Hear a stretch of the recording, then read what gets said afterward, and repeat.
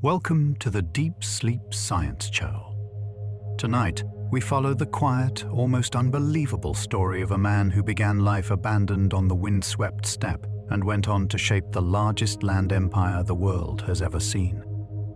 As you settle in, you might find yourself wondering how a single life could stretch across so many extremes, from captivity to conquest, from fragile beginnings to a legacy that may still echo in millions of people today. If you enjoy calm, fascinating journeys like this, you can gently like the video, subscribe, or leave a comment before sleep takes over, and then simply relax. As we slowly explore a story that feels less like history and more like something that shouldn't be real at all. Genghis Khan was not born with that famous name at all. He entered the world as Temujin, which reminds us that even the most legendary figures begin as ordinary human beings with family names, childhood struggles, and uncertain futures. The name Genghis Khan came later, after years of conflict, survival, and political rise, so the person history remembers as a world conqueror first existed simply as a boy on the steppe. Many historians today place Temujin's birth around the year 1162, although older traditions offered different dates. That small uncertainty is a gentle reminder of how distant his life really is from us. Even for someone who changed the course of Eurasian history, the details of his beginning remain slightly blurred, as if history itself is looking at him through wind and grass from far away. He was born into the Borjigin lineage, a clan already connected with leadership on the steppe. That meant he did not come from nowhere, but he also did not inherit a safe and secure throne waiting for him. He came from a world where family background mattered deeply, yet status could vanish very quickly if power slipped away. His father, Yesuje, was a chieftain, which meant Temujin grew up in a household connected to influence, alliances, and danger. A steppe leader was not simply a village elder. He had to manage loyalty, defend his followers, navigate rival groups, and live with the knowledge that his position could always attract enemies. When Temujin was still a boy, his father was poisoned by Tatars. That single event changed everything. It was not just a family tragedy, but the collapse of protection, leadership, and stability around him. In the steppe world, the death of a father could mean far more than grief. It could mean that the social structure holding a family together suddenly broke apart. After Yesuje died, Temujin's family did not smoothly inherit power or protection. Instead, many of their former followers abandoned them. This is one of the most striking parts of his story, because the future ruler of a massive empire first experienced what it meant to be left behind, exposed, and vulnerable, with no guarantee that anyone would remain loyal. His early life was shaped more by clan feuds and survival than by anything like a stable royal upbringing. There were no quiet palace lessons preparing him for rule. Instead, he grew up in a political landscape filled with suspicion, grudges, shifting alliances, and constant risk, where survival itself was a kind of training. One of the hostilities he inherited was against the Tatars, the group connected to his father's death. On the steppe, memories of violence were not quickly forgotten. Personal injury, clan honor, and political rivalry often blended together, so old wounds could become the seeds of future wars. In Temujin's case, childhood loss became part of the long, emotional, and political background of his rise. Another inherited rivalry involved the Merkit, and this one was tied to the earlier abduction of Temujin's mother by his father. That means one of the great conflicts around his family stretched backward into the previous generation. In the steppe world, relationships between families and tribes could remain tense for years, even decades, and private history often shaped public conflict. It is almost hard to believe that the future founder of the largest contiguous land empire in history began from such an insecure position. He was not born surrounded by unshakable safety, fixed authority, or guaranteed succession. Instead, he rose from uncertainty, scarcity, and danger, which makes the scale of what he later built feel even more extraordinary. Temujin's childhood was marked not only by ambition, but by abandonment. That detail matters because it changes the emotional shape of his story. He did not simply grow into power. He grew up in a world that had already shown him how quickly support could vanish. That kind of beginning may help explain why loyalty, discipline, and control became so important in the empire he later built. At one point, Temujin was even held captive by former supporters. That is one of those details that can feel almost unreal.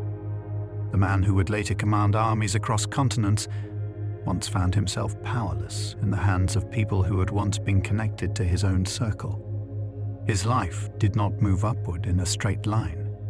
It passed through humiliation and danger first.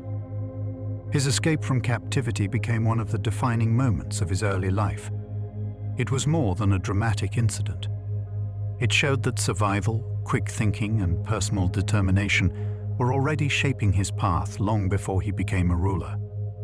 In many ways, his rise begins not with grand conquest, but with the ability to keep going when his life could easily have ended in obscurity. He did not inherit a complete state that was ready to expand. Instead, he gathered followers gradually over time. This meant building trust, winning support, and proving himself in a highly unstable environment. The empire did not begin as a finished machine. It began as a growing network of people who chose, for different reasons, to follow him. At first, Temujin built power through alliances rather than immediate overwhelming force. That is important because it shows patience and political skill. He understood that steppe leadership was not just about fighting. It was also about forming useful bonds, drawing people in, and turning fragile connections into lasting power before attempting larger acts of conquest. His rise depended on surviving steppe politics just as much as on winning battles. In that world, leadership meant managing marriages, friendships, rivalries, betrayals, and negotiations. A strong fighter alone would not have been enough. He had to understand people, power, and timing in a society where the political landscape could shift as fast as a moving camp. In the world he came from, family, clan, and tribe were the basic political building blocks. That means his early rise happened within a deeply personal system, where power was tied to kinship and loyalty rather than to modern institutions. To understand Genghis Khan, it helps to remember that he first learned to lead in a world where politics was woven directly into family life. Before he ruled across Eurasia, Temujin first had to win authority in a fractured local world south and southeast of Lake Baikal. That smaller setting is easy to overlook because his later empire became so vast. But the great conqueror began by trying to master a difficult regional environment, full of competing groups, each with its own interests, loyalties, and ambitions. The social order he emerged from was decentralized and intensely competitive. There was no single, peaceful political center waiting for him to step into. Instead, he rose within a restless field of rival powers. That makes his later unification of the steppe feel especially striking, because he began in a world designed to resist lasting unity. His early struggle was therefore not just military, but political. He had to consolidate people, reshape loyalties, and build a base of power before large-scale expansion was possible. In that sense, the first great conquest of Genghis Khan was not a distant empire. It was the difficult human terrain around him. Temujin was betrothed at a young age to Bert, who would later become his principal wife. This was not a minor detail in his biography. Marriage on the steppe could carry social, political, and strategic importance, and Bert would become one of the central figures in the formation of his household and dynasty. Bert herself was born around 1161 to the Olkhanud tribe. That means her background also placed her within the wider network of steppe politics. She was not simply a passive figure near the edge of the story. She came from a real tribal context of her own, and her presence connected families, loyalties, and future claims to power. Not long after their marriage, Bert was abducted by the Merkit. This event sounds intensely personal, and it was, but it also had major political consequences. In a society where marriage, revenge, and tribal memory were closely linked, her kidnapping was not only a private trauma. It became part of a much larger chain of conflict. Temujin joined with his ally Jamukha to rescue Bert. That makes one of the formative episodes in his rise feel almost unexpectedly intimate.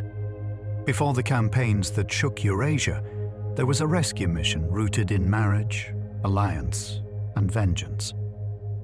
It is one of those moments where history feels both enormous and deeply human at the same time. The kidnapping of Bert also reflected a broader social pattern, because bride kidnapping was common enough on the steppe to be part of the lived reality of that world. That does not make it gentle or acceptable, but it helps explain why such an event could also carry political meaning. What happened to Bert was both a personal crisis and a familiar form of steppe violence. The Merkit's seizure of Bert was partly revenge for an earlier act in the previous generation, when Temujin's father had taken Temujin's mother. This gives the story a startling depth, because it shows how long memory could last in steppe society. The conflict around Temujin was not just about his own decisions. It was shaped by old actions that continued echoing into his adult life. After her rescue, Bert did not fade into the background. She became the principal wife of the future emperor. That position mattered greatly in Mongol society, because the senior wife held real authority within the ruling household. Her role was not decorative. It was tied to dynastic legitimacy, household management, and the structure of imperial power. Bert was a critical figure in the making of the Mongol Empire. This can feel surprising if one imagines the empire only in terms of cavalry and conquest. But the household behind the ruler was politically important, and Bert's place within it helped shape succession and stability. Her influence belongs to the story of empire building, not just to the story of marriage. In Mongol society, principal wives managed large households called ordos. These were not small private domestic spaces in the modern sense. They could include many people, animals, guards, and resources. Managing such a household required real authority and organization, so the power surrounding Genghis Khan did not rest only in camps and battlefields, but also in these complex centers of administration. Mongol imperial women often oversaw essential daily affairs while men campaigned far away. This means that while the empire was expanding outward through military movement, it was also being held together through capable management at home. Power in the early Mongol world was more shared in practice than many people imagine when they picture only male warriors on horseback. Bert's sons, rather than the sons of lesser wives, became the primary dynastic heirs. That detail shows how deeply the status of the principal wife mattered. Succession was not only about fatherhood, but also about the rank and position of the mother. In this way, household order and imperial politics were tightly connected. Genghis Khan had multiple wives and many children, yet Bert remained the senior wife. That seniority was not simply symbolic. It shaped legitimacy, inheritance, and the standing of her children within the ruling family. The inner structure of his household, therefore, had consequences for the future political structure of the empire. He is often said to have had at least 13 children. Even without stepping into legend, that already suggests a remarkably large ruling family. In a dynastic context, children were not only family members.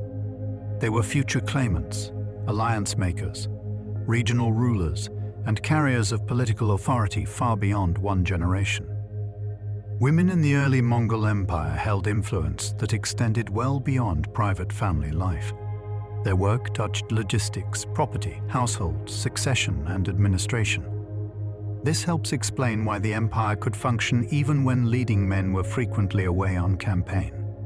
A great deal of stability came from the authority exercised by women inside the imperial structure. But political weight would likely have been very visible to people of her own time. She was not hidden behind the throne in the way later court traditions sometimes obscured women's power. In the world of early Mongol rule, her status would have been recognized as part of how the ruling system worked. The empire Genghis Khan built relied partly on women who administered people, property, and movement. That can feel almost unexpected when set beside the usual image of conquest. Yet empires do not run on victories alone. They run on organization, and in the Mongol case, powerful women helped provide much of that organization. Temujin's boyhood companion Jamuka later became one of his greatest rivals. This is one of the most human details in the story, because it shows how friendship and rivalry could sit very close together in steppe politics. Early bonds did not guarantee lifelong loyalty. Shared youth could later turn into bitter competition. Their relationship shows that Mongol political life could transform friends into enemies, and sometimes back again. Loyalty was not always fixed, and alliances were shaped by ambition, opportunity, and shifting circumstances. In that kind of environment, a leader had to manage personal ties and political realities at the same time. Temujin's rise was not simply a march against outsiders. Much of it involved defeating other steppe elites who were close to his own world. Before he could become a conqueror of settled empires, he had to overcome competing aristocrats, rival lineages, and local leaders who had their own claims to power. Before 1206, he was only one tribal leader among several competing for supremacy. That means history could easily have turned out differently.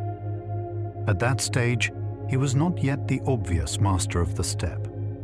He was one contender in a dangerous field of contenders, and his future dominance was still uncertain. His victories over powerful rivals such as the Kerate and the Neyman gave him undisputed authority over Mongolia. These were not small achievements.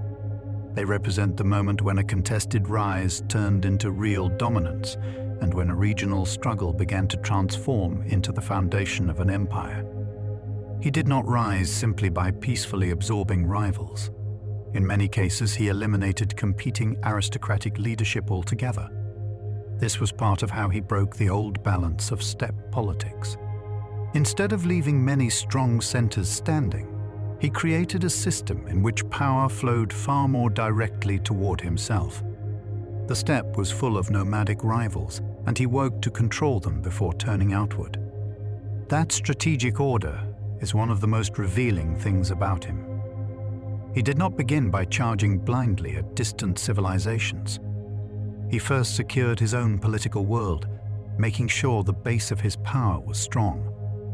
He first consolidated what some descriptions call the world of the felt-walled tents before attacking major settled states.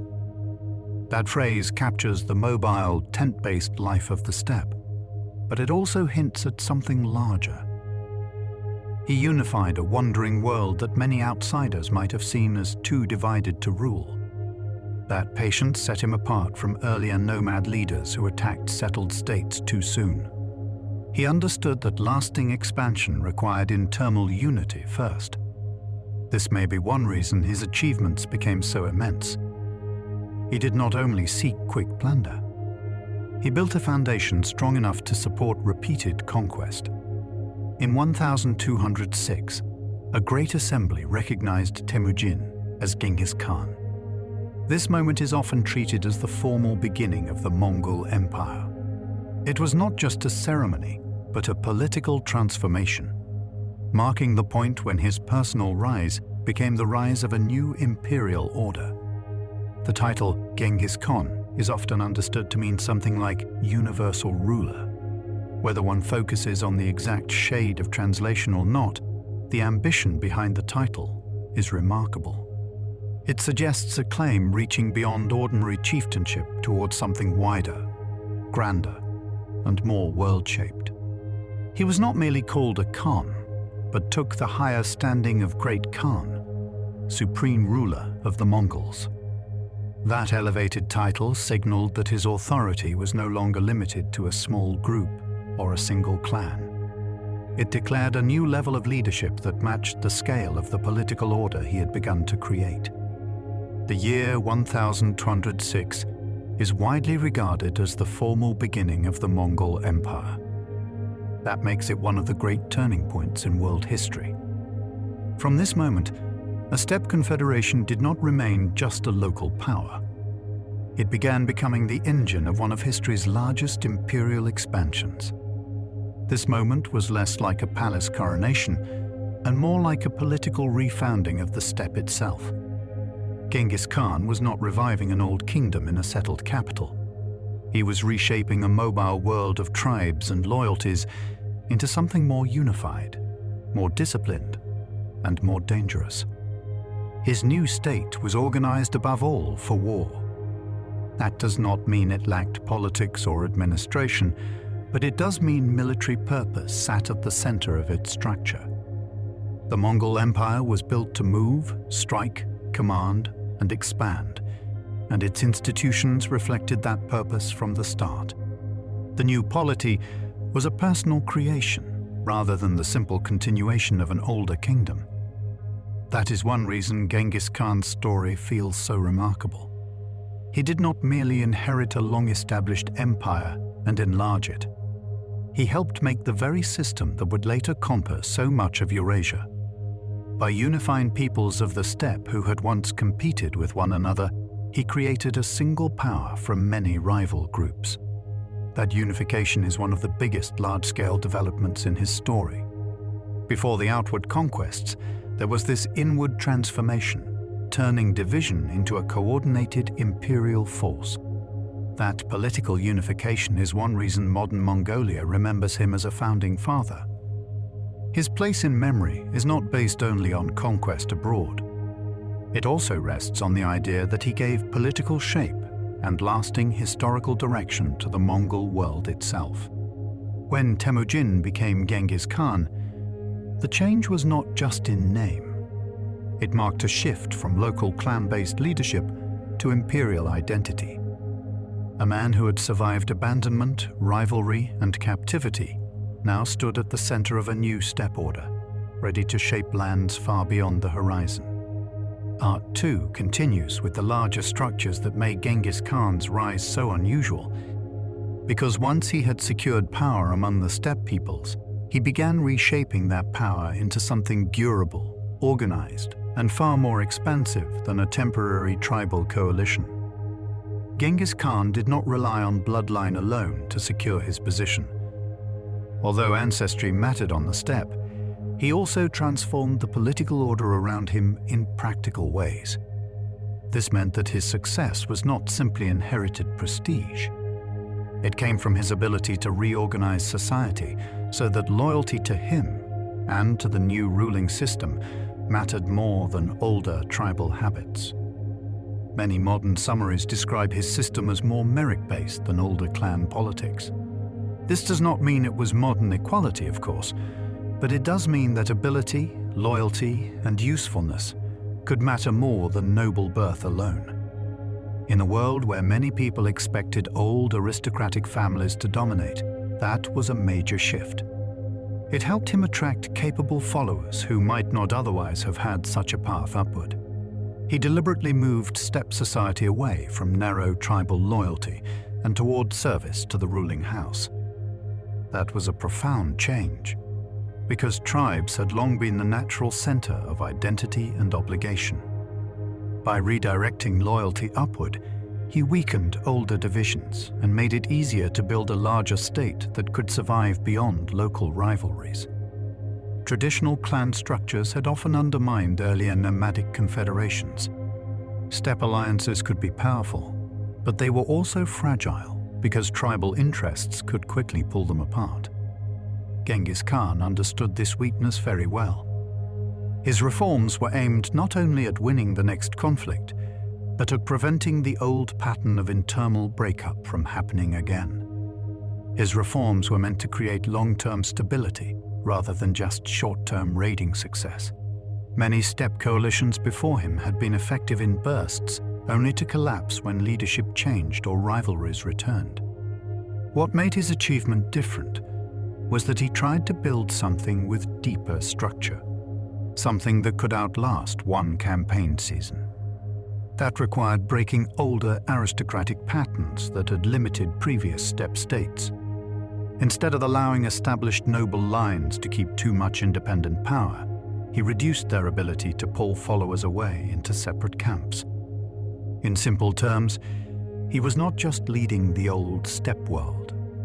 He was redesigning it so that it would obey a new center. The Mongol nation that emerged under him was not just a loose alliance. It became a restructured military and political machine. That difference matters, because alliances can dissolve when conditions change, while machines are designed to keep functioning through repeated use. His system could mobilize people, discipline commanders, and keep expanding over time. This unified Mongol nation was, in an important sense, his own creation. He did not simply discover a ready-made people waiting to conquer the world. He helped turn a divided and competitive steppe population into a coordinated imperial force. That act of construction may be just as important as any single battlefield victory. Under him, the army and the state grew together instead of as separate things. The military was not just one department among many. It was the backbone of political order itself. This helps explain why Mongol expansion happened with such speed. The state was built in a way that made movement, command, and conquest natural functions of its existence. This close connection between army and state is one reason the empire expanded so quickly after unification. Once the internal divisions of the steppe were brought under control, the system he had built was ready to project power outward. It had the discipline, structure, and leadership needed to turn internal consolidation into large-scale imperial motion. One of the most important tools in this new order was the decimal system of organization. This system sounds simple, but its effects were enormous. By arranging people and military forces in a clear numerical structure, Genghis Khan made the empire easier to command, easier to mobilize, and less dependent on older tribal lines. Mongol forces were arranged in units of 10, 100, 1000, and 10,000. That neat structure created a chain of command that was easy to understand and reproduce. In a world without modern communications, such clarity mattered greatly. It allowed leaders to issue orders, organize large bodies of men, and maintain discipline across great distances.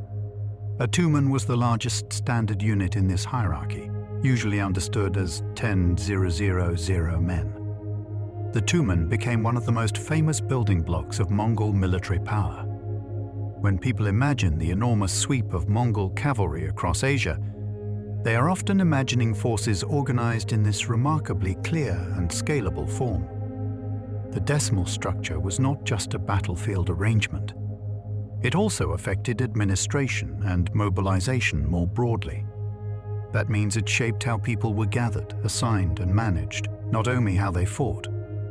In this way, numerical order became a political tool as much as a military one. This system also helped weaken old tribal loyalties by mixing men into new command groupings. That was one of its cleverest effects. A man who might once have thought of himself primarily as part of one clan was now placed into a unit whose identity depended on state organization. The system quietly replaced older loyalties with new ones. It made command clearer across huge distances. Clear command is easy to take for granted, but in mobile warfare over open land, confusion can destroy an army faster than enemy attack. The Mongols reduced that confusion by making the structure itself simple and repeatable, so that leadership flowed downward in an orderly way. Every level had its own leader responsible to the next level above. That created accountability. A commander did not simply ride with a vague mass of followers. He had a defined place in a larger system. This made it easier for the Mongol army to function as a coordinated whole rather than as a collection of brave but disconnected fighters. Because of this, steppe warfare was paired with an unusual level of discipline. Outsiders sometimes imagined nomadic armies as chaotic swarms, but the Mongol military under Genghis Khan was highly organized. Its speed was real, but so was its order. That combination made it far more dangerous than speed alone ever could have. The system helped turn herdsmen into a scalable imperial army. That transformation is one of the great structural achievements of his reign. People whose lives were rooted in pastoral nobility were organized into a force capable of coordinated conquest over enormous distances. It was not magic. It was organization applied to a mobile society. This almost modular design is one reason later observers found the empire so astonishing. The army could be expanded, rearranged, and directed in a way that felt surprisingly systematic. The image of wild horsemen crossing the world becomes even more striking when we remember how carefully structured their command system really was. Genghis Khan's army was famous for mobility, but mobility alone does not explain its success. Many groups throughout history could move quickly. What made the Mongols different was their ability to combine speed with order, precision, and sustained coordination. Their movement was not random rushing. It was organized motion with strategic purpose. He paired speed with coordination in a way that multiplied the effect of both. Fast armies can still fail if they do not act together, and well-coordinated armies can still fail if they are too slow. The Mongols often achieved both at once, which meant they could appear suddenly, strike from multiple directions, and still behave like a controlled instrument. The Mongols became especially famous for using feigned retreats. This tactic involved pretending to flee in order to draw an enemy into pursuit. It sounds simple, but it required discipline, because the army had to look broken without actually becoming broken. If done well, it could lure opponents into overconfidence and disorder. At the Battle of the Kalka River, Mongol forces retreated for days before turning and destroying the army chasing them. That detail still feels startling because it shows not a momentary trick, but a sustained performance of weakness. They were patient enough to let the illusion work fully before reversing the situation. That battle reflected a military culture Genghis Khan had already helped build. A long, feigned retreat is not something an undisciplined army can manage. It depends on trust, control, communication, and training. So even when he was not physically present in every later campaign, the military system he shaped made such maneuvers possible. Mongol armies also attacked from multiple directions with careful timing. This created confusion and often made enemies feel surrounded even when the battlefield was still open. Timing was crucial here. Striking from several directions only works if separate units can coordinate their movements, which again shows the deep organization behind Mongol warfare. Horse archery was central to Mongol effectiveness. Mounted archers could fire while moving, harass enemies from a distance, and keep battles fluid rather than fixed. This gave them flexibility that many more traditional forces struggled to handle. They could weaken opponents before closing in, and they could do it while maintaining their own mobility. Panic itself often became one of their most useful weapons. An enemy army that lost cohesion or confidence could collapse before being fully destroyed physically. The Mongols understood this psychological side of war very well. Through speed, deception, and sudden appearance, they often turned fear into a force multiplier. Discipline and deception together formed one of their deadliest advantages. Either one alone would have been powerful, but together they became devastating. Deception created openings, and discipline allowed Mongol forces to exploit those openings without losing control of themselves. That combination explains much of their repeated success. At times, Genghis Khan's forces could make retreat look like victory in disguise. That is one of the strangest and most memorable features of Mongol warfare. To an enemy, a fleeing army often appeared defeated. In reality, that apparent weakness could be the beginning of the trap. His first major external target was not Europe or the Middle East, but northern China. This matters because it reminds us that the earliest large-scale outward focus of his empire was east and south, toward powerful neighboring states, not immediately toward the western lands with which he is often associated in popular memory. Before moving against the Jin, he first secured his western flank by campaigning against the Tangut kingdom of Xixia. That was a strategically careful step. He did not want a dangerous power at his side or rear while he attacked a larger target. This is another sign that his expansion followed planning rather than reckless momentum. He then invaded the Jin Empire in 1211. The Jin were one of the major powers of northern China, and striking them meant stepping into a much larger arena of war. This was not a raid against a weak border zone.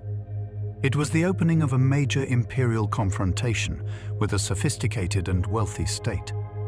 In 1214, he accepted a huge payoff and temporarily paused operations. This shows that conquest under Genghis Khan was not always a simple all-or-nothing advance. Strategic pauses, negotiated settlements, and calculations of advantage could all play a role in how campaigns developed. In 1215, the campaign resumed, and Beijing was taken. The capture of such a major city reveals the scale of what was already underway. The steppe empire had moved from internal unification into the seizure of important urban centers tied to one of the great civilizations of the medieval world. This means that the man often remembered mainly for devastation in Central Asia was already attacking one of China's major states before his Western campaigns became famous. That larger perspective helps correct the picture. His imperial ambitions were broad from an early stage, and China was central to them. The Jin campaign was both an opportunity and an act shaped by older grievances. Steppe politics and relations with northern Chinese dynasties had a long history. So when Genghis Khan turned against the Jin, he was not acting in a historical vacuum. He was entering a long frontier relationship marked by tension, memory, and shifting advantage.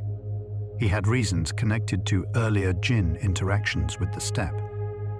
That historical background matters because it shows the campaign was not merely random expansion. It drew on an existing political context in which settled empires and steppe powers had influenced, manipulated, and challenged one another for generations. The conquest of North China was not a side project. It was one of his main goals from the beginning of outward expansion. This tells us something important about his scale of vision. He was not satisfied with being master of the steppe alone. He had set his sights on conquering major settled powers. Long before his armies appeared in Persia, Genghis Khan was already thinking like an empire builder. His campaigns in China show a leader who understood that lasting greatness would require more than local dominance. It would require taking on rich, populous, organized states and learning how to overcome them. The capture of Beijing in 1215 did not mean he personally completed the conquest of all northern China. Large conquests are rarely finished in a single stroke, and the Mongol advance there continued through extended operations. This helps remind us that empire building was a long process, not just a sequence of dramatic famous moments. Much of the more systematic subjugation after that was left to his general Mukhali. This is a very revealing detail because it shows that Genghis Khan could hand major responsibility to trusted commanders. His empire did not depend on him doing everything in person. It depended on a system of capable subordinates. Delegation was one of his real strengths. Many leaders can win victories, but fewer can build a structure in which others can continue the work effectively. Genghis Khan showed that kind of broader leadership. By trusting generals with major theaters of war, he made simultaneous expansion possible. He did not need to be physically present everywhere for conquest to continue. That may sound obvious in a large empire, but in practice, it is very difficult. It requires reliable command structures, trusted officers, and a shared military culture. The Mongols had all three in unusual strength. Trusted commanders were able to continue major campaigns even while he turned his attention elsewhere.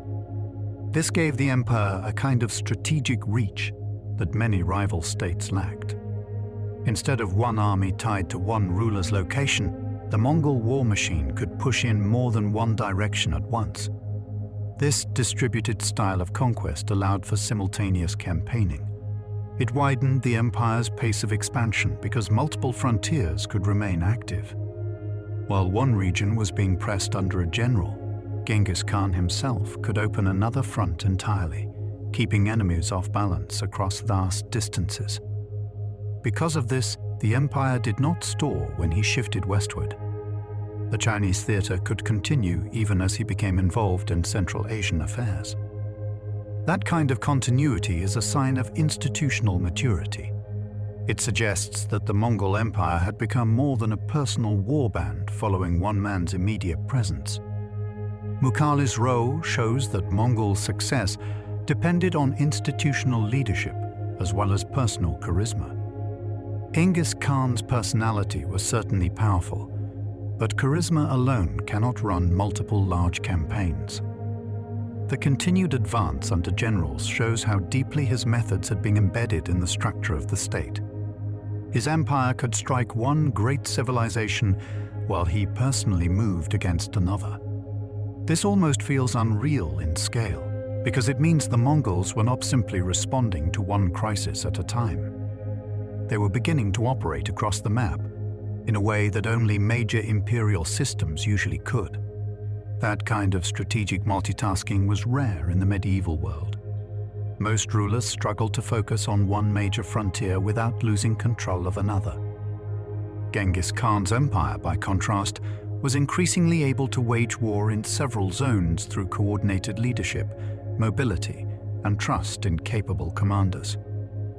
The war against Khwarezm began not as an immediate invasion plan, but as a diplomatic and commercial crisis. This is one of the most striking turns in his story, because it shows that one of the great destructive campaigns of the era began not with pure conquest for its own sake, but with a dispute over how his envoys and merchants were treated.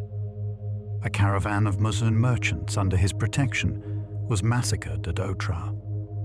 To us, this may sound like a tragic but limited event. To Genghis Khan, it was far larger than that. Caravans represented trade, trust, communication, and the ruler's authority. An attack on protected merchants was an attack on the order he claimed to provide. The Khwarezm Shah then refused to provide proper satisfaction for the incident. That refusal mattered enormously. In steppe and imperial politics alike, prestige and response could determine whether a ruler appeared strong or weak. By failing to resolve the insult, the Khwarezm ruler turned a crisis into an open challenge. That made war very difficult to avoid. Once diplomacy failed, the issue became tied to imperial honor, commercial security, and political credibility. For Genghis Khan, allowing such an insult to stand would have signaled weakness not only to enemies abroad, but also to followers within his own growing empire. The result was the destruction of one of the great states of Central Asia. What began as a dispute involving merchants turned into one of the era's most devastating wars. The scale of the response can feel shocking, but it also reveals how tightly Genghis Khan linked trade, diplomacy, and imperial authority. The capture of Beijing in 1215 did not mean that Genghis Khan had personally finished the conquest of all northern China.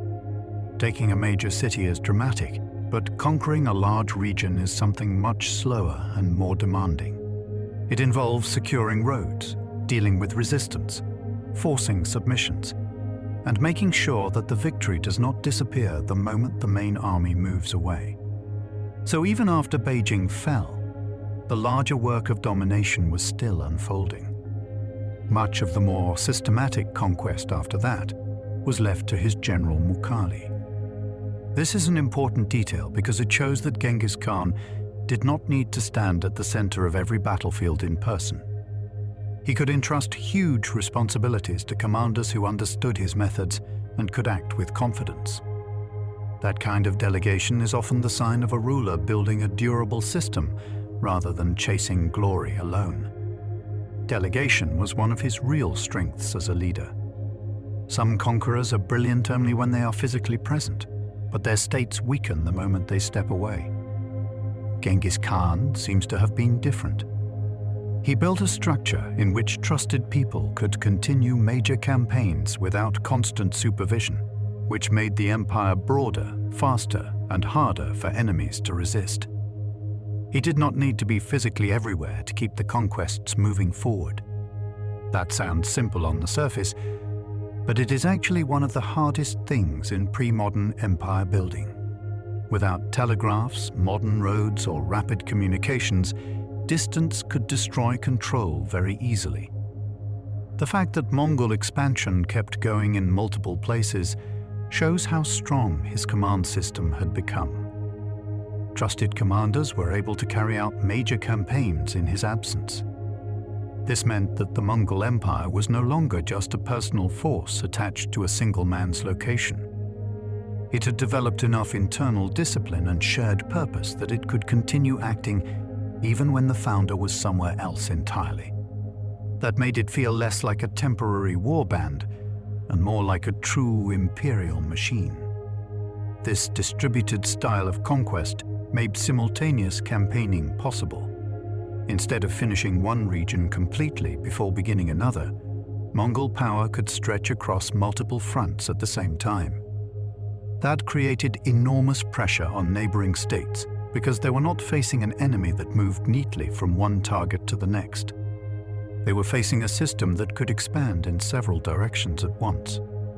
Because of this, the empire did not simply stop when Genghis Khan shifted his attention westward.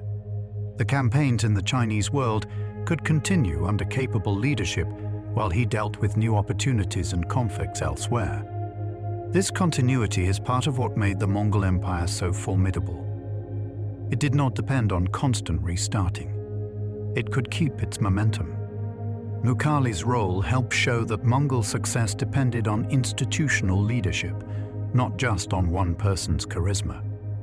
Charisma can inspire followers, but it cannot by itself organize armies, maintain long campaigns, and handle multiple theaters of war.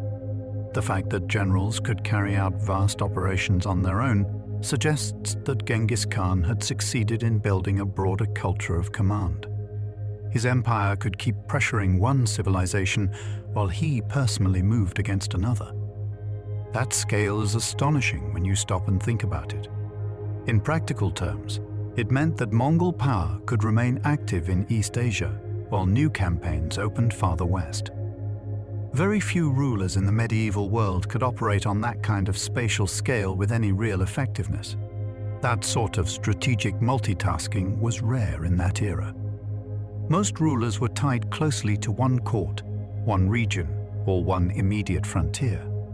Genghis Khan's empire, by contrast, began acting like a huge, flexible organism with different limbs moving at once. That ability to keep many pressures active at the same time made resistance far more difficult. The war against Khwarezm began with a diplomatic and commercial crisis, not with an immediate plan of conquest. This matters because it changes how the story feels. Instead of imagining Genghis Khan simply waking up and deciding to destroy another state, we see a chain of events in which trade, diplomacy, and insult slowly turned into war. The beginning was political, not just military. A caravan of Muslim merchants traveling under his protection was massacred at Otrar. In the medieval world, caravans were more than collections of goods. They were moving lines of trust, wealth, and communication. When merchants traveled under a ruler's protection, their safety reflected on his authority. Killing them was not only a crime against traders, it was a public insult to the ruler who stood behind them. The Khwarezm Shah then refused to offer proper satisfaction for what had happened. This refusal was deeply serious. In societies shaped by honor, status, and political credibility, a ruler's response to insult could have huge consequences. By failing to repair the damage, the Shah did not close the crisis. He widened it and made it harder to settle peacefully. That refusal made war almost impossible to postpone. Once a ruler's envoys or protected merchants were mistreated and the other side refused correction, the matter could no longer remain a small incident. It became a test of authority. If Genghis Khan ignored it, he risked looking weak to enemies and followers alike, and weakness was dangerous in a rapidly growing empire. The result was the destruction of one of the great steppes of Central Asia. This is one of those historical turns that can feel almost unreal in scale. A diplomatic commercial dispute, which might seem limited at first glance, became the doorway to a catastrophic military response. The consequences spread across cities, economies, and entire landscapes. A dispute involving traders helped trigger one of the most devastating campaigns of the medieval age. That is part of what makes this episode so striking. Empires are often imagined as driven only by grand ideological plans or endless hunger for land. But sometimes one chain of misjudgments around trade and prestige can unleash destruction on a vast, continental scale. This response shows how closely Genghis Khan connected trade, diplomacy, and imperial prestige. To him, merchants under his protection were not expendable background figures. They were part of the system that linked distant regions and reflected the seriousness of his rule. Protecting them was tied to protecting his own authority. Merchants traveling under his protection were therefore not seen as disposable. Their safety had political meaning. If a ruler promised protection and then did nothing when that protection was violated, the promise itself would lose value. Genghis Khan seems to have understood this very clearly, which helps explain why the incident at Otrar became so explosive. To insult those merchants was to insult imperial authority itself. That was the larger meaning behind the event. It was not just about the loss of goods or lives, grave as that already was. It was about the public defiance of a growing ruler who expected his name, his envoys, and his guarantees to be respected across borders. In a very real sense, a great empire fell partly because it mishandled a caravan. That sounds almost too simple for so much destruction to follow, but history often turns on moments like this. A single badly handled diplomatic commercial encounter can reveal deeper arrogance, miscalculation, and failure to understand the power of the other side. During the Khwarezm campaign, Mongol violence became legendary even by the harsh standards of the age. Medieval warfare was often brutal, yet the Mongol destruction impressed itself on memory as something especially terrifying. Their campaigns did not simply defeat armies. They could break entire urban regions and leave a reputation that traveled ahead of them. City after city was stormed in the course of the campaign. That repeated pattern matters. This was not one isolated sack that later storytellers exaggerated into a larger myth. It was a sequence of devastating operations across a broad region, which is why the campaign entered so many traditions as a moment of overwhelming ruin. In many cases, inhabitants were massacred or forced to serve as advance troops against other communities.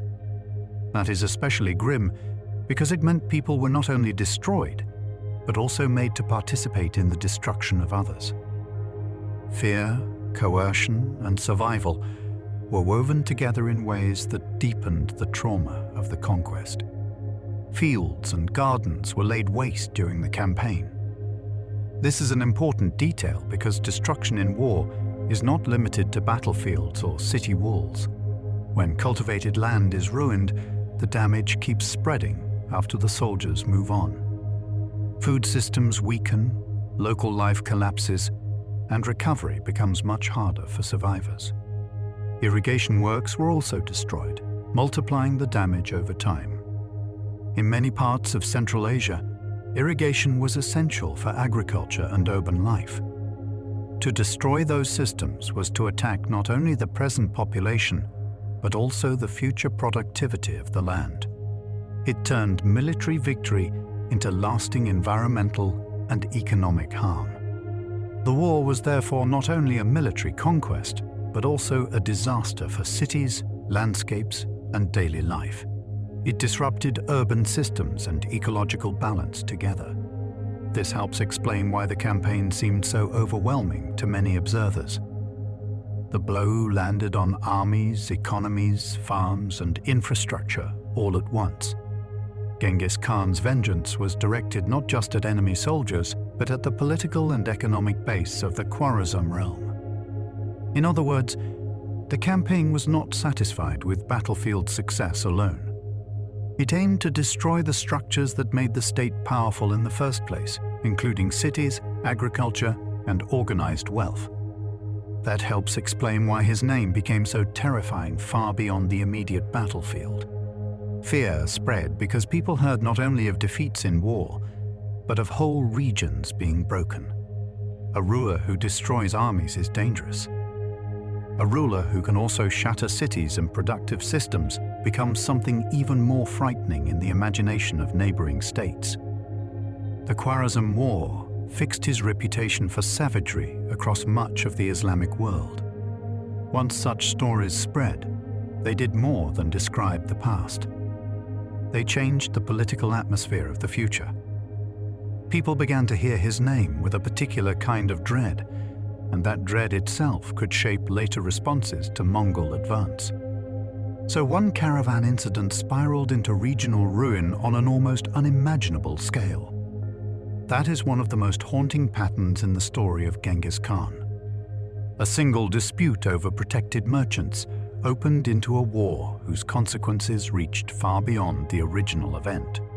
The chain between cause and effect feels shockingly long. For all his brutality, Genghis Khan also learned practical lessons from the peoples he conquered. This is important because it keeps his story from becoming too simple. He was capable of extraordinary destruction, but he was also capable of noticing useful knowledge in the very societies he defeated. In that sense, conquest became a harsh form of education. After the Khwarezm War, he learned from Muslim advisors about the importance of towns. For a ruler raised in the steppe world, this mattered greatly. Nomadic life did not naturally place cities at the center of political imagination.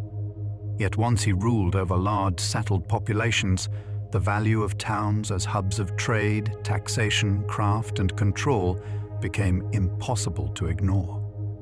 Another advisor explained the value of peasants and craftsmen as producers who could be taxed. This may sound dry, but it marks a major shift in imperial thinking. Settled populations were no longer viewed only as sources of plunder or labor. They were increasingly understood as people whose continued productivity could enrich the empire over time. That means he could change his assumptions when ruling on a larger scale required it. Flexibility like that is one reason some conquerors build lasting systems, while others only leave destruction behind. Genghis Khan could absorb lessons that did not come naturally from his own early background and use them to strengthen imperial rule. Early steppe conquerors could easily see settled populations mainly as objects of raiding. That perspective made sense in a world where wealth often appeared as something to seize quickly. But ruling large territories required a different mindset. If you destroy everything, you eventually rule over emptiness. A lasting empire needs people who can keep producing wealth. Under the pressure of governing wider territories, his court began to see peasants, artisans, and townspeople as revenue sources rather than merely as victims of plunder.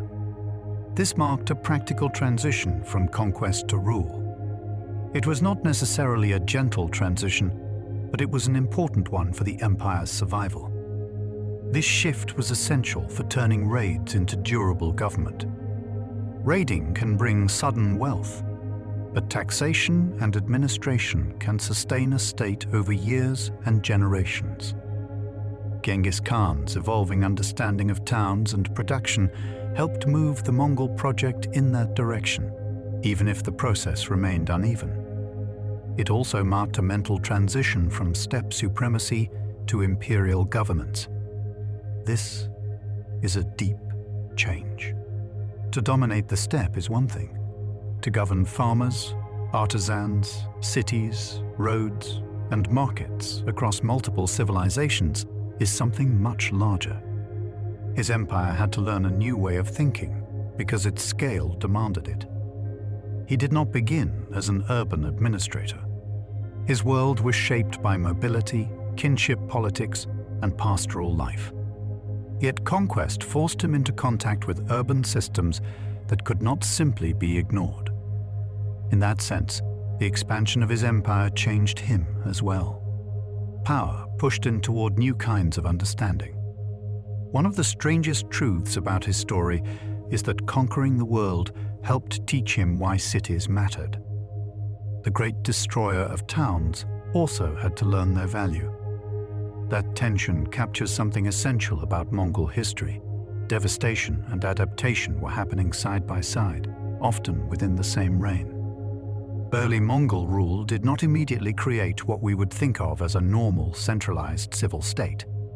This is important to remember because it keeps us from imagining the empire as too neat or modern. The Mongols built an extraordinary military political system, but the civil side of governance developed in a much more uneven and incomplete way. In the early stage of his empire, there was no full departmental administration of the kind seen in older, settled states. That means the government was not yet organized into a stable network of ministries and offices in the way some neighboring civilizations had already developed. Mongol power expanded faster than its civil bureaucracy. Central power rested mainly with the Khan and his military and political advisors. This made the early empire highly personal at the top. Authority flowed from the ruler and his inner circle rather than from a large, impersonal state machine. Such a system could be powerful, but it also depended heavily on relationships and command. The military organization was highly hierarchical, but there was no equally complete civil bureaucracy to match it at first. This contrast is revealing. The empire knew very well how to organize conquest, movement, and command, but it was still learning how to organize taxation, administration, and routine governance across very different conquered societies. Newly conquered territories were often exploited directly rather than carefully integrated. In practical terms, this meant that early Mongol rule could be harsh, immediate, and extractive. Instead of patiently fitting a region into a single imperial framework, the conquerors might simply take what they needed and move on, leaving deeper integration for later. Existing state machinery in conquered lands was often ignored in the earliest phase. That does not mean the Mongols never learned from those systems, but early on they could act as if previous political arrangements had little value. This approach reflected the empire's military priorities, though it also limited smooth administration. Former political divisions were frequently disregarded. Old borders, familiar structures, and inherited regional arrangements did not necessarily matter much to the new conquerors. The Mongols imposed their own priorities first, which could create both opportunities for reorganization and severe disruption for people used to older systems. Local Mongol leaders often enjoyed a great deal of independence from the central court. This meant the early empire was powerful but not tightly uniform. Regional commanders and princes could exercise wide authority, which gave the empire flexibility but also introduced long-term risks of fragmentation and divergence. The empire under Genghis Khan was therefore a huge military domination system before it became a standardized administrative order. That is a useful way to picture it. It was incredibly effective at conquering and controlling space, but much less finished when it came to routine, centralized civil government. In that sense, it was an empire first and only unevenly, a state afterward. The distinction matters. Empires can exist through force, prestige, and command, even before they develop smooth administrative institutions. Genghis Khan built something vast and formidable, but part of its later history would involve learning how to govern what he had conquered. The early empire could be economically chaotic, even while it was militarily brilliant. That contrast is one of the most revealing things about Genghis Khan's system. The Mongols were extraordinarily effective at organizing movement, command, and conquest, yet economic management did not always develop with the same speed or consistency. In other words, the empire could win wars with astonishing efficiency, while still handling money, taxes, and local resources in uneven ways. There was no single financial system for the entire empire during Genghis Khan's own lifetime. That meant people living under Mongol rule in different regions could experience very different arrangements when it came to revenue collection, obligations, and economic administration. The empire was huge and expanding fast, and its finances did not immediately become one smooth, standardized structure across all territories. In some regions, tax farming by non-Mongol intermediaries became important. This meant that local or foreign agents could be given responsibility for collecting revenue on behalf of the rulers. Such a system could be practical because it relied on people who already understood local conditions, but it could also be harsh because intermediaries often tried to extract as much wealth as possible. Direct exploitation often came before careful, orderly revenue administration. In simpler terms, conquest usually arrived before good bookkeeping. The first priority was often to take what the victors needed, whether in goods, labor, or payments, rather than to build a balanced system that would feel stable or fair to the people being ruled.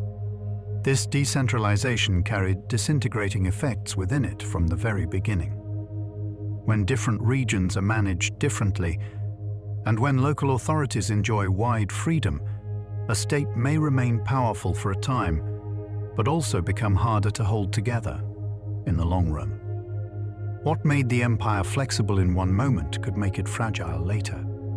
Mongol conquest did not automatically produce Mongol uniformity.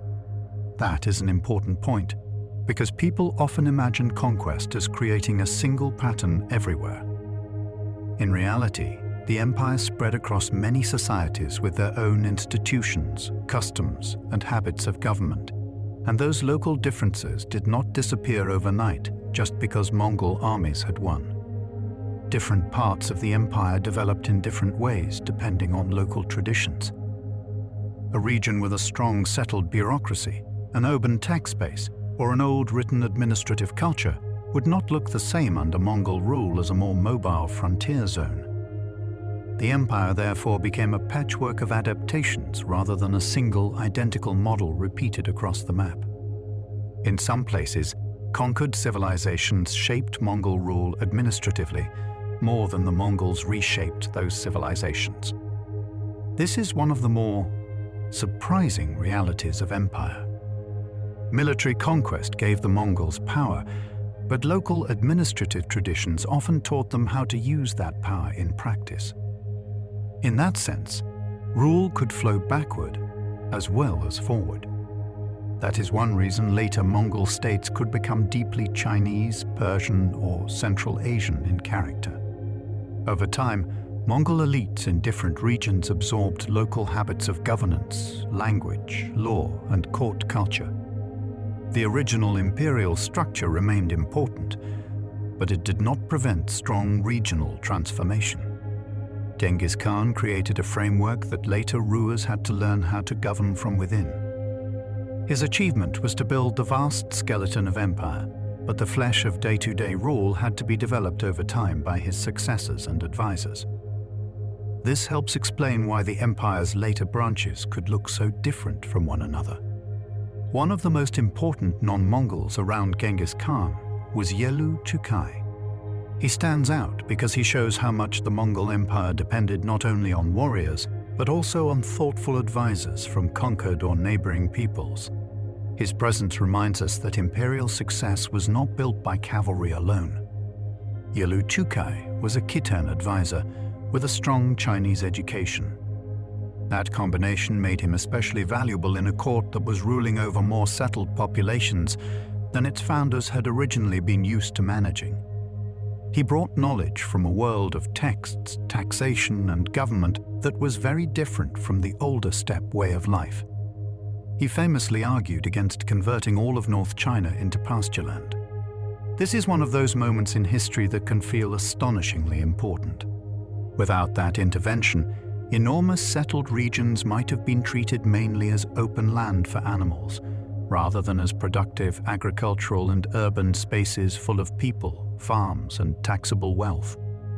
That advice likely saved large settled populations and a great deal of agricultural wealth from even greater destruction. In very practical terms, it helped preserve both lives and economic productivity.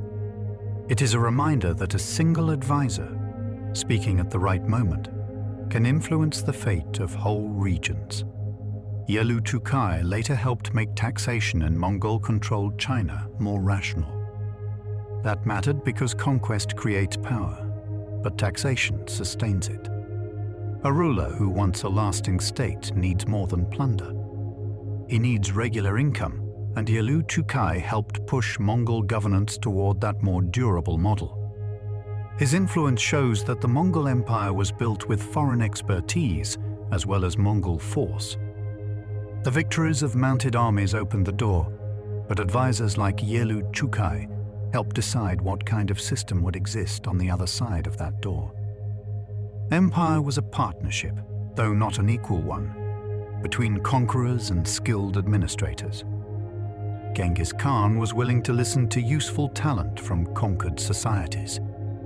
That openness was one of his strengths. He did not seem to think that wisdom could come only from his own people. If knowledge could strengthen the empire, he was prepared to use it, even when it came from very different cultural worlds. Part of the empire's success therefore came from absorbing administrators, thinkers, and technical experts from enemy civilizations.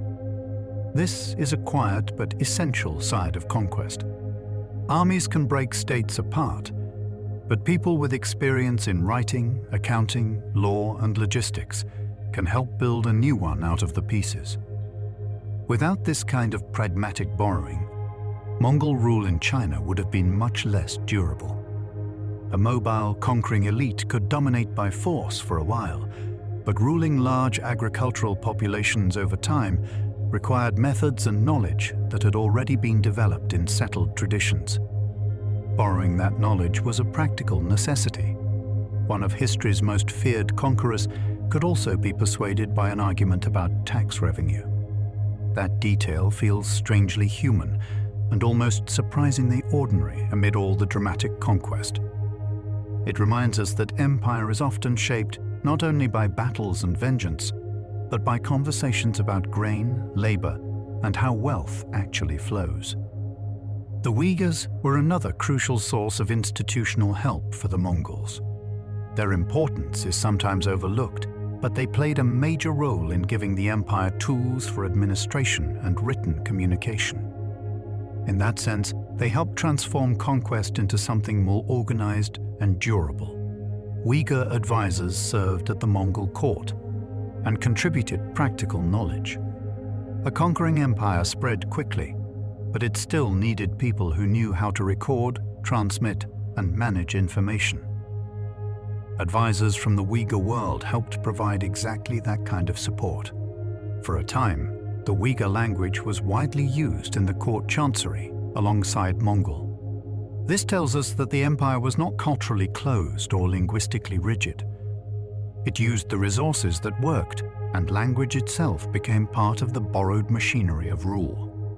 The Uyghur script was adopted for writing Mongol. That decision had long-term importance, because a language without a durable written system is much harder to use for government, record-keeping, and official memory. By adopting an existing script tradition, the Mongols gave their expanding state a stronger documentary foundation. That script choice had major consequences for record-keeping and administration. Once a ruling culture can write orders, preserve decisions, and store information in a stable form, it gains a very different kind of power. Writing helps an empire remember, and an empire that remembers can rule more consistently. The oldest known document in the Mongol language is a stone inscription dated to about 1224. That is a quiet but powerful detail. Amid the violence and movement of conquest, we can picture the Mongol language being fixed into stone, preserved in a material form that outlasts camps, horses, and even the ruler himself. So the empire of the great steppe conqueror was partly written into lasting form through a borrowed script tradition. This is one of the deep ironies of Genghis Khan's empire. A stake built by mobile horsemen also depended on the stability of written symbols inherited from another people. This reminds us that conquest and cultural borrowing happened together. The Mongols were not simply destroyers who remained untouched by the worlds they entered. They were also selective adopters, taking in tools, languages, and methods that helped them hold what they had won. Mongol imperial identity was never completely closed off from outside influence. In fact, part of its strength came from the ability to remain open to useful practices from many directions. That adaptability helped the empire function across a huge range of lands and peoples. Genghis Khan's state grew by arrows and horses, but also by documents and clerks. That is a softer image than the usual picture of conquest, yet it is just as important. Empires are sustained not only by fear and movement, but also by records, decisions, and written channels of control. The law associated with Genghis Khan is usually called the Yasa, or Yasa. This body of law has taken on an almost legendary quality in historical memory.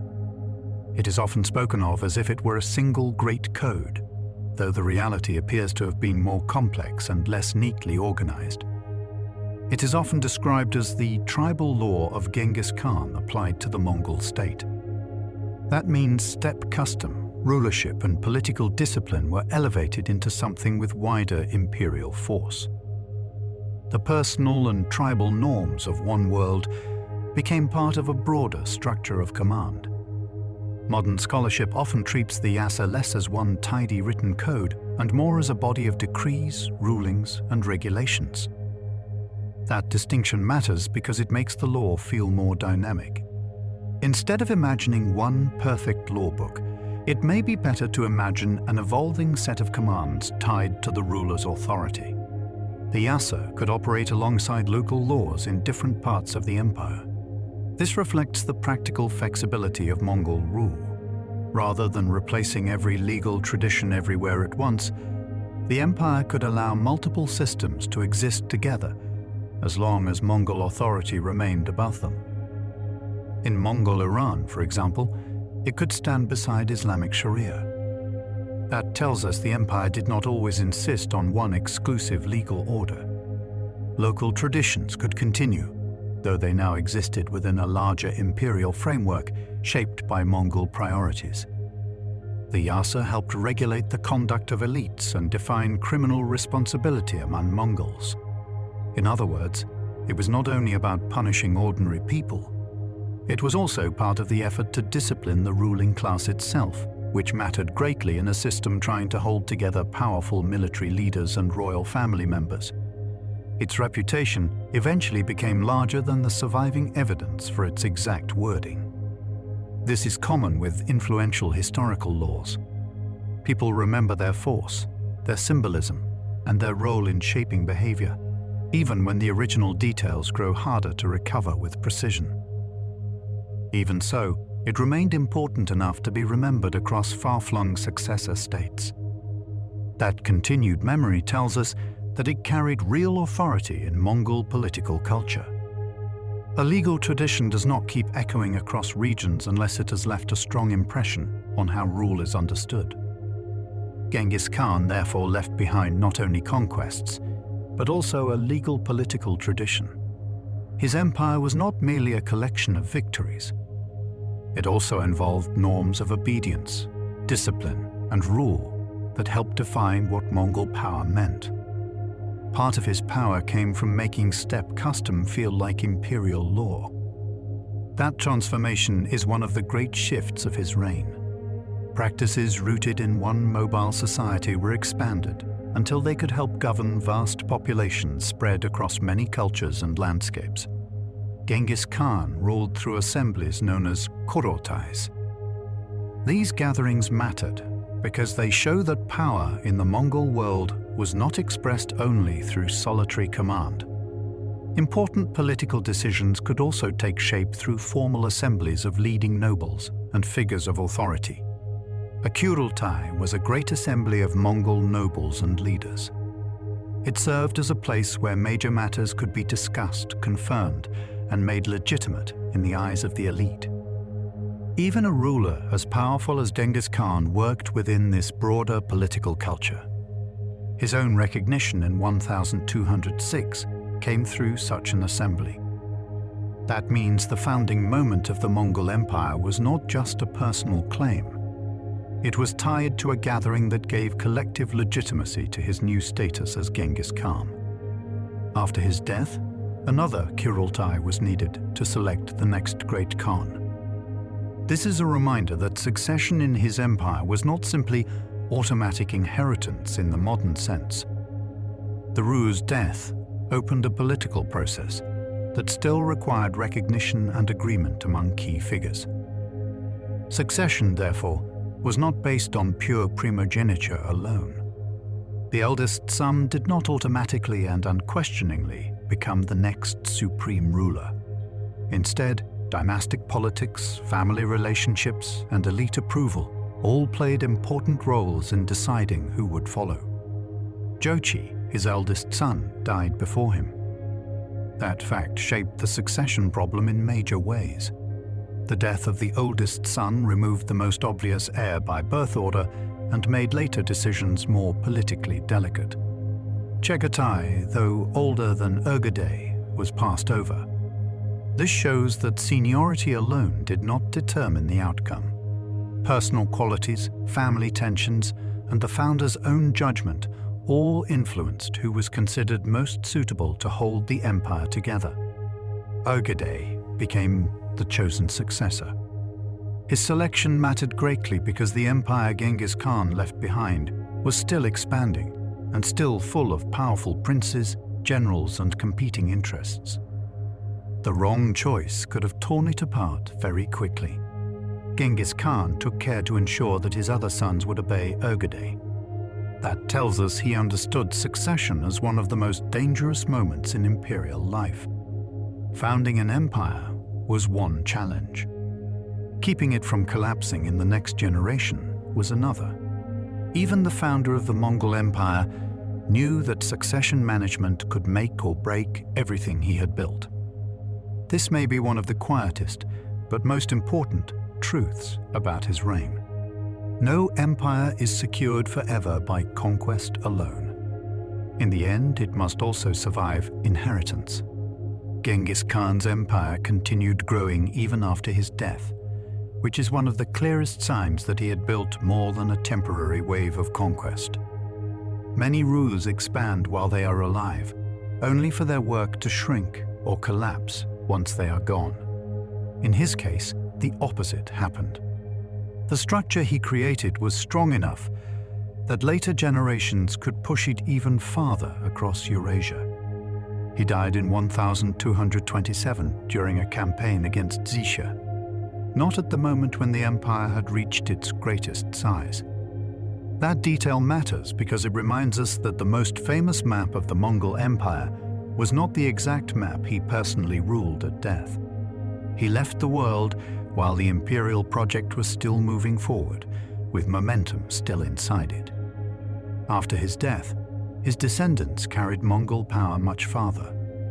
This tells us that he was not merely a conqueror of territories, but also a founder of an expanding system. His children and grandchildren inherited more than land.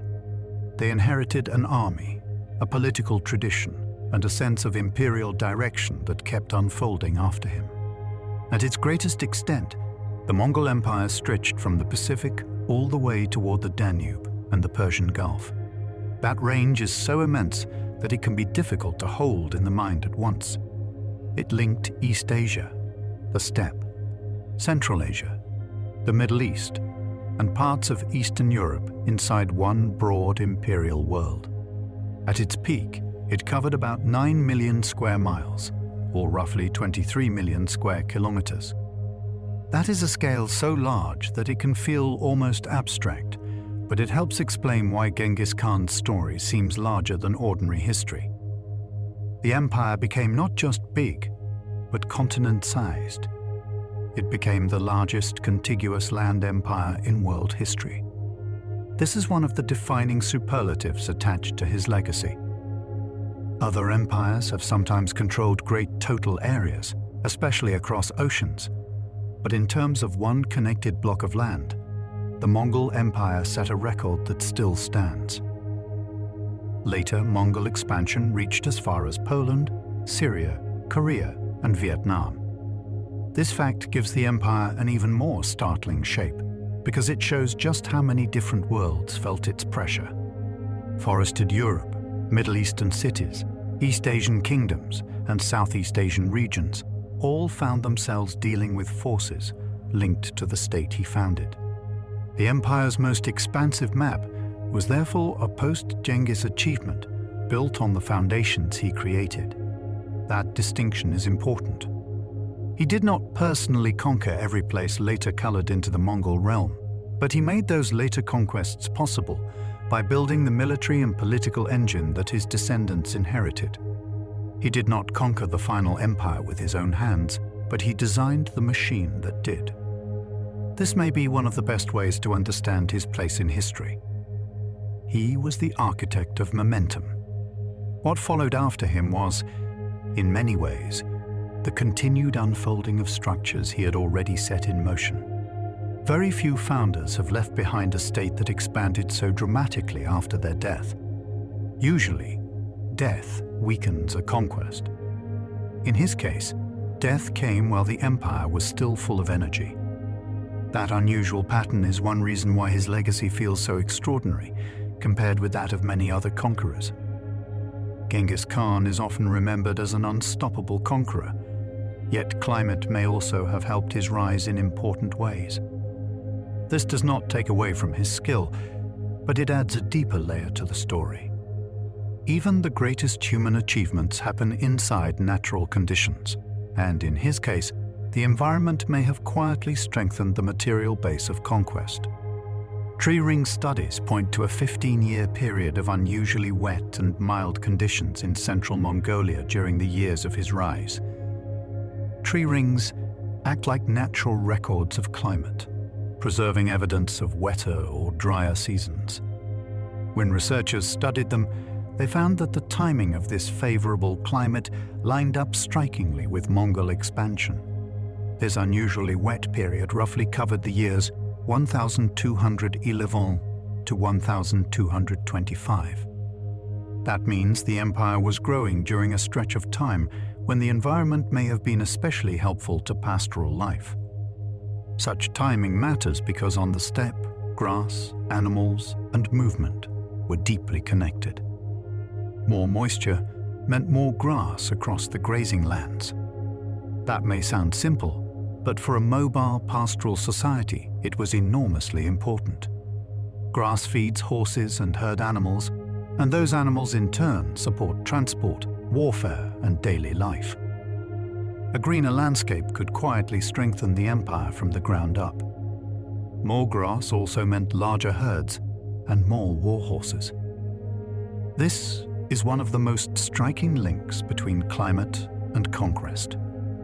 The Mongol army depended heavily on horses, and horses depended on pasture. So a favorable climate could indirectly increase military capacity in a very practical way. Researchers have contrasted this wet phase with the severe droughts of the 1180A and 1190A, which likely contributed to unrest earlier on the steppe. That contrast makes the later shift feel even more important. A land moving from dryness and pressure into a period of relative abundance could provide a far better base for political unification and expansion. This environmental shift helped create the material foundation of Mongol power. That does not mean climate alone created the empire, of course, but it suggests that natural conditions gave extra strength to the pastoral economies supporting Mongol armies. Human ambition and environmental opportunity may have lined up at the same moment. So one of the strangest truths about Genghis Khan is that rainfall may have helped fuel world conquest. It sounds almost too simple for such a huge historical outcome, yet that is often how history works. The movement of armies can sometimes begin with changes in grass, water, and seasonal conditions. Some researchers have argued that the rise of the Mongol Empire coincided with the most persistently wet conditions in more than 1,000 years of local records. If that interpretation is correct, then the empire emerged during an exceptionally favorable environmental window. That possibility makes the story feel even more remarkable. In that sense, Genghis Khan's cavalry empire may have ridden not only on strategy and discipline, but also on climate and grassland abundance. Human leadership still mattered greatly, but the horses, herds, and mobility that made Mongol power possible may have been strengthened by nature itself. Genghis Khan did not merely launch raids. He transformed Mongolia into a military state. That difference is crucial. Raiding is temporary and opportunistic, but state formation is deeper and more lasting. He reorganized the social and political world of the steppe so that military power became part of a larger structure. He united Mongolia's nomadic tribes into a powerful military system. Before this, the steppe was filled with competing peoples and leaders who often fought one another. By bringing them together under one command structure, he changed scattered strength into concentrated force. Before him, Mongolia was divided among frequently warring clans. That older pattern of fragmentation made lasting unity difficult. Rivalry, competition, and shifting alliances were part of normal life. His achievement was not just to win within that world, but to reorder it so that many of those divisions were pulled into a single direction. After him, Mongolia had a transcontinental imperial path before it. That is one of the grandest transformations in his story. A region that had once been politically fractured became the launching ground for campaigns that would reshape a huge part of the known world. His achievement was therefore not only conquest abroad, but also state formation at home. This matters because it means his legacy cannot be understood only by looking at foreign battlefields. He changed Mongolia itself, giving it a larger political identity and historical trajectory. Modern Mongolia often remembers him first as a national founder. That memory emphasizes unity, creation, and origins rather than only destruction. It shows that historical figures can look very different depending on where people stand in relation to their legacy. His image in Mongolia today is very different from the image preserved by many of the peoples his armies attacked. For some, he is remembered as a builder of national greatness. For others, he remains a symbol of devastating conquest. The same life generates very different emotional meanings. Some people honor him as Mongolia's founding father, while others focus above all on the bloodshed connected to his campaigns. That split in memory is part of what makes him such a powerful historical figure. He is not easy to place into one moral category, because his legacy is both creative and destructive on a vast scale. Very few people in history are remembered with equal intensity as both a national father and a mass destroyer. That tension is central to how Genghis Khan continues to live in public memory. He represents pride, trauma, achievement, fear, and identity all at once. This divided legacy is one reason he remains so culturally powerful. People continue returning to his story because it contains huge opposites in one life. He unified and shattered. He built and destroyed. He founded and terrified.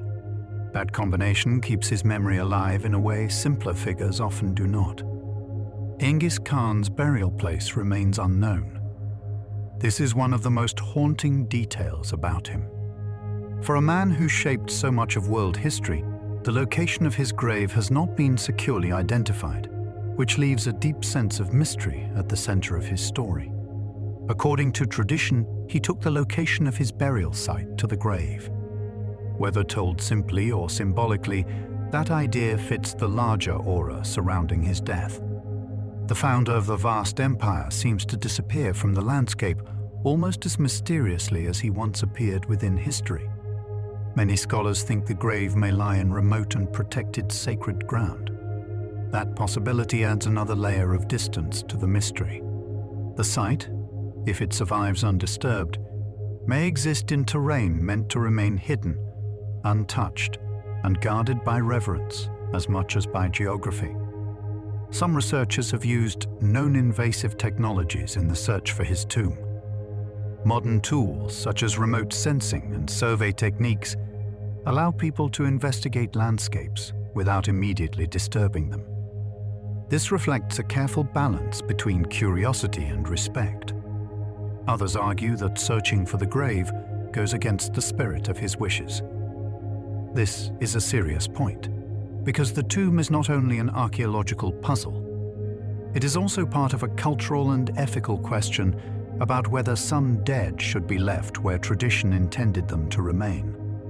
Even the exact cause of his death is uncertain. For someone so famous, that uncertainty feels remarkable. We know much about his wars and influence, yet the final biological details of how he died remain unclear, which keeps the end of his life partly hidden behind legend and silence. Some key sources speak only very briefly of his death, saying that he ascended to heaven. That phrase is strikingly sparse for such an important figure. Instead of giving later readers a clear medical explanation, it leaves the event wrapped in a tone that feels almost ceremonial and mysterious. So, one of the most famous men in history left behind neither a universally accepted grave nor a certain cause of death. That contrast between enormous historical presence and missing physical certainty makes his end feel almost unreal. He changed continents, yet his final resting place and exact final illness remain unsettled. His disappearance into mystery has become almost as famous as his life of conquest. In some ways, that hidden ending fits his legend. A man who moved across so much of the world seems, in death, to withdraw from it completely. The founder of the Mongol Empire therefore remains physically unfound. His empire spread over vast landscapes, yet his own body is not securely located within any one of them. There is something strangely fitting about that, as if even death could not pin him down in one final, certain place. The main native chronicle associated with his life is The Secret History of the Mongols. This work is precious because it offers a view of Mongol origins and leadership from within the broader Mongol world itself. Without it, much of the inner texture of his story would be harder to recover. This chronicle is often treated as a foundational work of Mongol history. It is more than a simple record of events. It helps preserve memory, language, identity, and the narrative framework through which later generations came to understand the rise of Genghis Khan. It was written in the mid-13th century, not long after the events it describes. That relative closeness in time gives it special importance. While it is not free from legend or literary shaping, it still stands near the formative period of the empire rather than centuries away from it. The work tells the story of Genghis Khan's rise and continues into the reign of his son, Urgedei. This broad scope makes it especially valuable because it does not stop at the founder alone. It helps show how the empire's first generation understood itself and its continuity. It preserves a pre-modern form of the Mongol language. That linguistic value is significant. The book is not only a source for events, but also a vessel carrying the sounds, words, and expressive world of early Mongol culture into later centuries. For a very long time, it was virtually unknown outside limited circles. That means one of the most important texts for understanding one of history's most famous conquerors was not always widely available or widely read. Its survival was far less obvious than we might assume today. A copy was only rediscovered in Beijing in the late 19th century. That rediscovery feels almost dramatic in its own quiet way. A foundational historical work had not vanished entirely, but it had receded enough that finding it again became an event of major importance. The text is partly historical and partly legendary. This mixture is common in early chronicles, especially those tied to the memory of foundational rulers. It does not make the work useless. Instead, it asks readers to approach it with care, appreciating both its factual value and its shaping power as a cultural narrative.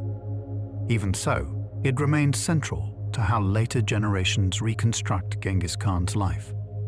Without it, our picture would be poorer, thinner, and more dependent on outside observers.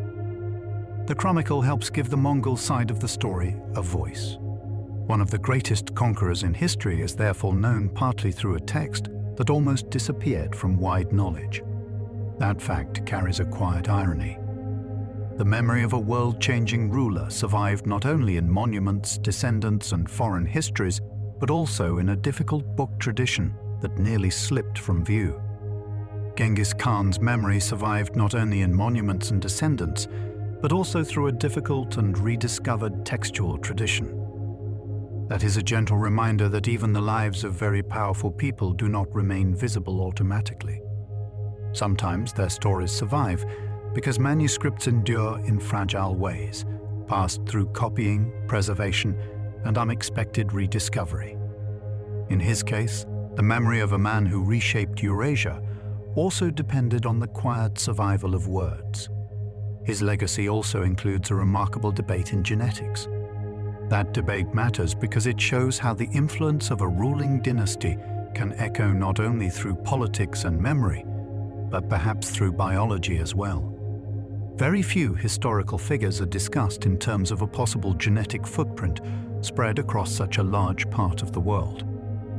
A 2003 study identified a Y chromosome lineage found across 16 Asian populations, stretching from the Pacific to the Caspian. That geographical spread is striking all by itself. It suggests a male line that became unusually successful across a very wide region, not just in one kingdom or one valley, but across a broad zone of Eurasia. The study estimated that around 8% of men in that large region carried the lineage. That number is astonishing when we remember how many millions of people live across such a space. Even if one approaches the result carefully, the idea that a single male line could become so common is enough to make us pause and think about how power can shape family history across centuries. The researchers also estimated that this represented about 0.5% of the world's male population at the time. That is a huge number for any one lineage to reach on a global scale. It does not mean one person alone fathered all of those descendants, of course, but it does suggest that a successful ruling line may have multiplied in unusually powerful ways. The authors proposed that this lineage may have spread through likely male line descendants of Genghis Khan. This interpretation became famous because it connected modern genetic patterns to one of history's most recognizable dynasties. Even the possibility of that connection is extraordinary because it brings together medieval empire and modern science in a very unexpected way. They argued that the spread of the lineage reflected social selection rather than random chance. In simple terms, that means political power, privilege, and dynastic success may have helped certain male lines reproduce far more widely than others. It is not only biology at work, but social structure acting through biology. This did not prove that Genghis Khan himself had been directly identified genetically. That is an important caution. The study did not dig up his body or produce a certain one-to-one genetic confirmation. Instead, it pointed to a broad pattern consistent with descent from an unusually successful ruling lineage associated with his family. What it really showed is how political power can reshape population history over many generations. This is one of the most fascinating parts of the discussion. Armies win battles, states collect taxes, and dynasties claim thrones. But over long spans of time, those same systems may also influence who leaves descendants and how widely those descendants spread. Very few rulers have even been linked, however cautiously, to a genetic pattern on a continental scale. That alone makes this part of his legacy feel almost unreal. Most great conquerors are remembered through chronicles, ruins, and legends. Genghis Khan is also discussed in terms of possible biological echoes reaching across immense distances. Whether every popular retelling of this idea is correct or not, the possibility that his dynasty left such a wide genetic signature remains astonishing. It captures something essential about his place in history. His influence may have moved not only through empires and ideas, but perhaps through bloodlines spreading silently through time. Genghis Khan's empire also helped create conditions for massive long-distance exchange. This is one of the calmer and more reflective sides of his legacy.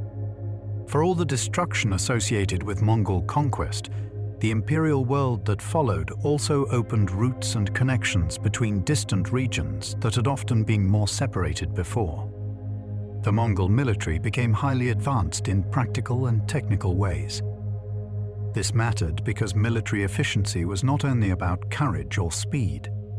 It also involved communication, movement, coordination, planning, and the ability to sustain campaigns over huge distances.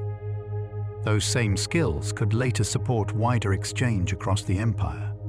Later Mongol development also showed interest in collaboration, innovation, and the movement of knowledge. Once a large political space is linked under one broad system, ideas can travel more easily along with merchants, officials, travelers, and diplomats. Conquest can therefore produce not only fear, but also new channels of connection. The Mongol world linked regions that had previously been politically disconnected from one another. This was one of the deepest transformations created by the empire. Places that once belonged to separate political spheres now found themselves drawn into wider contact through shared routes, imperial oversight, and expanding commercial movement. That made it easier for goods, people, and ideas to travel across much of Eurasia. Trade routes became more interconnected, and the sheer scale of the Mongol realm helped reduce some of the barriers that had once broken movement into smaller regional worlds. This did not make the world peaceful, but it did make it more connected. His conquests were therefore destructive and connective at the same time. This paradox sits at the heart of Mongol history. The same forces that shattered cities and states also helped create larger systems of travel and exchange. Violence and connection were not separate stories. They were often part of the same historical process. That paradox is one of the reasons Genghis Khan remained so historically important. He cannot be understood only as a destroyer or only as a unifier. He was involved in both kinds of transformation at once. His empire broke old arrangements and also made new forms of contact possible on a continental scale. A ruler remembered for burning cities also helped knit faraway regions into larger networks. That contrast feels almost unreal, yet it captures the double nature of empire very clearly. Power can destroy local worlds and at the same time bind wider ones together. In the Mongol world, the violence of conquest and the opening of routes were deeply intertwined. One often made the other possible. The armies cleared the political path, and then movement of goods, envoys, and information followed along the spaces that had been forcibly joined together. This is one of the reasons his legacy still feels so difficult to place into a simple moral frame. The same empire that brought massacres could also create broader exchange across Eurasia. History is often like that, with beauty and terror, connection and devastation, unfolding in the same shadow. Genghis Khan's rule was also notable for a comparatively broad level of religious tolerance by medieval imperial standards. This does not mean his empire was gentle in every respect, but it does mean that belief itself was often treated with a practical flexibility that some rival states did not show. Mongol rulers were often willing to tolerate different religions under their authority. This approach made sense in such a large and diverse empire. When a state governs many peoples across many lands, strict religious uniformity can create endless resistance. Tolerance, by contrast, can help stabilize rule. Religious tolerance became one of the striking features associated with Mongol governance. It stood out because the empire included people with very different traditions, and yet the rulers often chose not to force all of them into one creed. That flexibility helped make the empire more governable. Priests of non-Chinese religions in some areas could even receive tax exemptions. That detail shows that tolerance was not merely theoretical. It could have real legal and economic form. Religious figures might be given protection or privileges that reflected the ruler's willingness to accommodate different traditions. This tolerance was practical as well as principled. In a world of many religions, making room for different communities could reduce unrest and help bind the empire together. It was not modern freedom of conscience in the full modern sense, but it was still a notable flexibility for its time. It helped hold together a multi-ethnic empire that included Buddhists, Muslims, Christians, and others. Such an empire could not be easily ruled by a narrow religious policy alone. Allowing multiple traditions to continue under Mongol power was one way to make such diversity politically manageable. The Mongols could be extremely fierce toward political resistance while remaining relatively flexible toward belief. This distinction is important. Their harshness was often directed above all at defiance, rebellion, and threats to authority, rather than at religious diversity in itself. That combination made them frightening conquerors, but, in some contexts, usable overlords. Peoples who submitted might find that they could continue many parts of their religious life, even while living under a very powerful and sometimes demanding imperial system. This made Mongol rule more complex than simple images of destruction suggest. The empire was not secular in the modern sense, but it was often less strictly confessional than many neighboring powers. That relative openness gave it a certain adaptability. It could sit above many beliefs without always demanding that they become one. So a man remembered above all for bloodshed could still govern through broad religious accommodation. That is one more example of the strange contrasts in Genghis Khan's legacy. The same ruler can appear terrifying in one light and surprisingly flexible in another. Genghis Khan also chose Ögedei as successor with care rather than leaving the matter entirely open. This decision reflects his awareness that the danger to an empire does not end when enemies are defeated. It continues inside the ruling family, where uncertainty can turn into rivalry very quickly. He took steps to make sure his other sons would obey Ögedei. That was a practical act of statecraft. A founder who fails to manage succession can see everything collapse into family conflict. Genghis Khan seems to have understood that obedience after his death would matter almost as much as loyalty during his life. He died leaving behind not only land, but an army and a state still full of strength. That is one reason the empire could continue expanding afterward. He did not leave a hollow shell. He left an energized political and military structure capable of further movement. His legacy was therefore one of structured continuity rather than sudden collapse. This is one of the clearest marks of a successful founder. The empire did not immediately dissolve into dust when he was gone. He kept functioning, campaigning, and reproducing his authority in new forms. At the same time, the empire contained built-in centrifugal forces because of appanages and decentralized rule. In simpler language, the very ways in which lands and powers were distributed among family branches and regional leaders created pressures pulling outward as well as inward. Strength and future fragmentation were born together. Regional branches later emerged as the Golden Horde, the Chagatai Khanate, the Ilkhanate, and the Yuan line. This means that the empire did not simply end.